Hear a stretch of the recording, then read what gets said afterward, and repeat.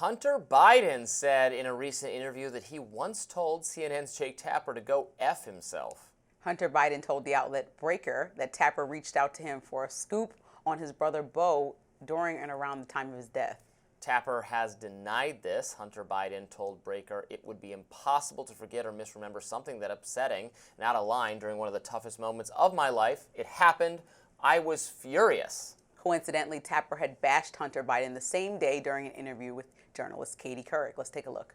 I think Hunter was driving the decision-making for the family in a way that he was almost like a chief of staff of the family. Does that strike you as pretty bizarre? It's bizarre because I think he is provably, demonstrably unethical, sleazy, and prone to horrible decisions. After his brother died, he cheated on his wife with his brother's widow and then got her addicted to crack. That's just one thing I could say. Daily Show host Jon Stewart also poked fun at Tapper and CNN for constantly plugging Tapper's new book. You pivot from excitedly promoting your anchor's book to somberly and respectfully promoting your anchor's book. A difficult time, so unfathomable in terms of the pain his family must be feeling. And yet, if you act now, you use the code /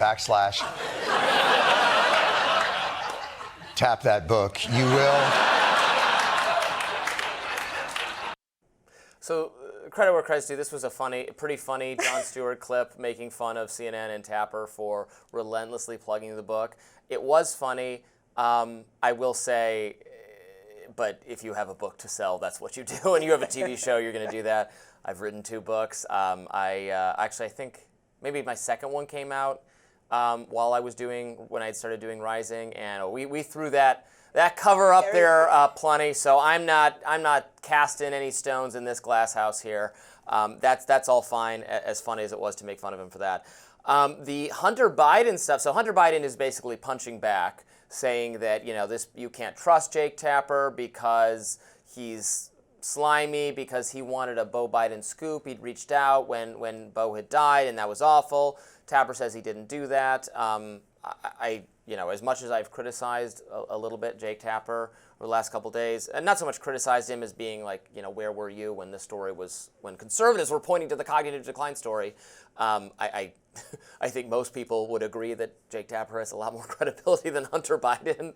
But I think you're not going to forget something as poignant as somebody, if you feel in one of your lowest moments with losing a sibling. I think we could agree that probably was one of his lowest moments. Well, sure, and it's terrible for the family, but I don't trust Hunter Biden. Well, and I'm saying I don't know that I'll just take Jake Tapper's word as law. He said he had no idea he wasn't even thinking about this book until after Election Day, and that he started really understanding the cognitive decline after Election Day. So a lot of it, like I said a little bit earlier, when we were talking about it after your radar, was that this felt opportunistic, and at the timing, he has like nothing to lose at this timing, right? So Biden's out of the office. Hunter Biden is protected in many ways.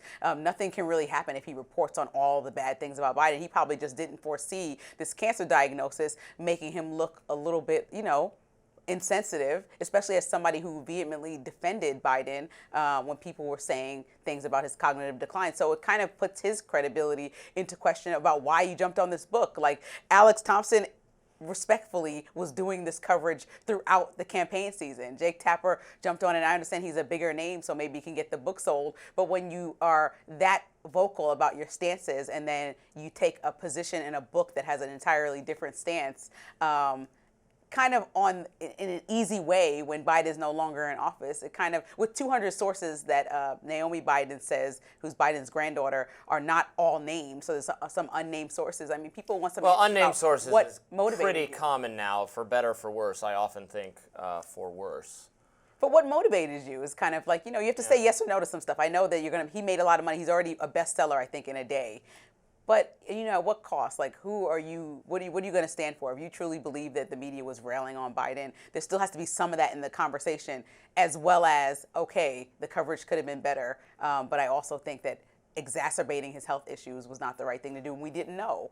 Someone might also say, well, if Jake Tapper was willing to reach out, and again, Jake Tapper denies that he did this, but Jake Tapper was willing to reach out, looking for a story, even at this difficult moment for the Biden family, but he wasn't doing that more aggressively when the cognitive decline questions were coming up.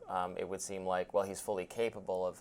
And honestly, even if he did reach out to ask about Beau Biden during Beau Biden's very unfortunate, tragic death, look, I know we should obviously show all due respect to people going through difficult times, even if they're famous, even if they're political. I don't know that it is necessarily incorrect for a journalist to do that. There's a story to be told. These are important people.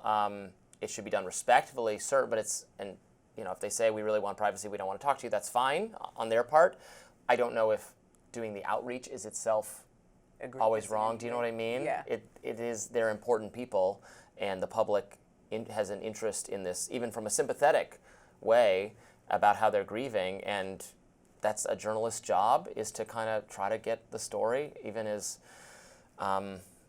the way that sounds. So I'm not sure I would even fault him for that if it was true. It's kind of like, do you know what I mean? Yeah, I think for Hunter Biden, what he was trying to explain, from what I understand and read, is that he feels like Jake Tapper is just blown with the wind. So the wind blows this way to say, okay, let's protect Biden and push this through, even though as a journalist, that's not your job. Your job is to be critical. And so what journalists had understood was that they kept saying Biden was okay. His doctor came out and said he was okay. So I think we're still digging through the story, and we'll never know what's actually true for each person, because if you're that tied in to be texting or emailing Hunter Biden, then maybe you should have known how much they were protecting him to make sure that his cognitive decline wasn't seen by the world. Maybe that shouldn't have been such a surprise for you in June when we all found out on that debate stage. And so these are all conversations that I think a lot of journalists are having, but also none of those other journalists that are having these conversations are also looking and saying, let me write a book about how bad this was.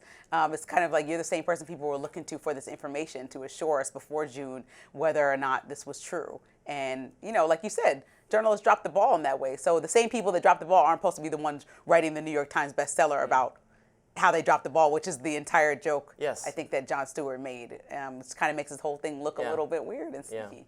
Go back and order my books, by the way. You can still find copies of them. I have tons of them sitting around. I can mail you one myself.